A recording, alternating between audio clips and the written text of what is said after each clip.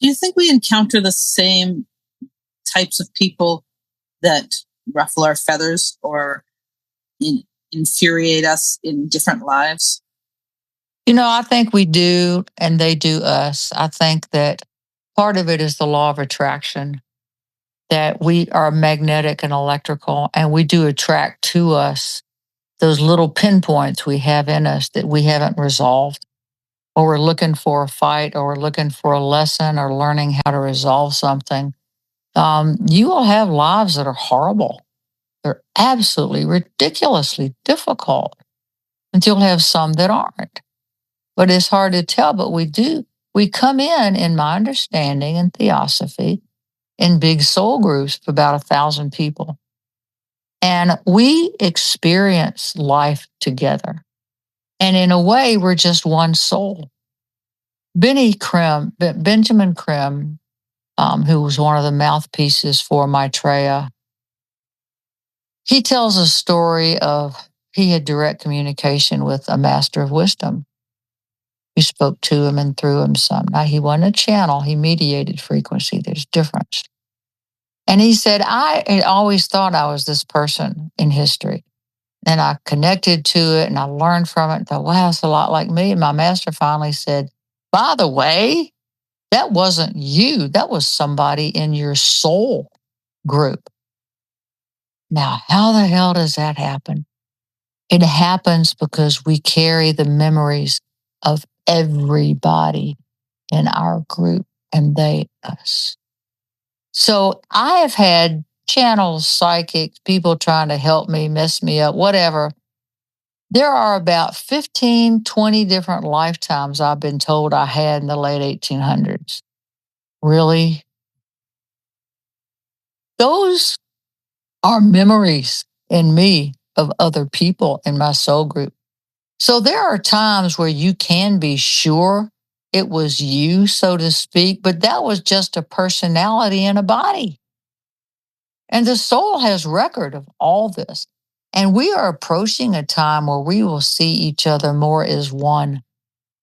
It's like that thing where Spirit had me do. I was in traffic and irritated, tapping my fingers. They said, look at everybody around you, about 12 cars, and see your face in all of theirs. It scared the hell out of me. I thought, ooh, I need to do something with my hair. Well, that fits so well because I was just thinking how your worst enemy could be someone in your soul group and you're there to learn something together. Oh, that is so common. I think it is so common. It's almost like we're sitting at the big campfire up in the sky going, hey, let's get together in the next life and let's hate each other. And when you have a lifelong hate with somebody, you are so connected to that person. They are in your face and you are in theirs. And there is a guarantee that you will never be separated. See how that works? You can also, yeah. I was thinking it's like Batman and the Joker. They need each other, even though they're arch enemies. Well, you do, because it's all part of us. That arch enemy is a piece of me, and I'm a piece of them. And remember, hate really isn't what they did to you, but what you want to do back. Because you can choose to ignore what they did to you and go, wow, what did I learn from that? And if it wasn't a karmic situation, we create new karma all the time. We create new friends, new enemies. If it wasn't karmic, it is now. It's too complicated for me to understand, but you will meet, if not the same people, the same energy fields, the same experiences. Because many times what you came to learn and what they came to learn, you are given that together to learn that, and it may not be pretty. That's for sure. Do our past lives matter? In that sense, they do, but the reason we don't have memories of all of this, let's pretend, play my silly game, that you had memories of your whole life in this life. What the hell? Why do you need that? You don't. What you have, because they're just times and space, specific points. What you have is the feeling nature of those things, and you have the magnetic imprint of those things. And it's very, very complicated. I cannot begin to understand it. But we don't need to remember every life because maybe it wasn't from your particular soul. I have a lifetime that has been rectified, and my master said, yes, that was you. And it was way, way, way in history. I have two of them that I know. But of all these 15, 20 lifetimes in the late 1800s, I was either bipolar or who knows? You can't have that many, but it's people that I learned from. So I carry their memories and they carry mine. But the soul is eternal. Your subconscious knows everything. That's what you do when you meditate, is you're connecting also with your subconscious.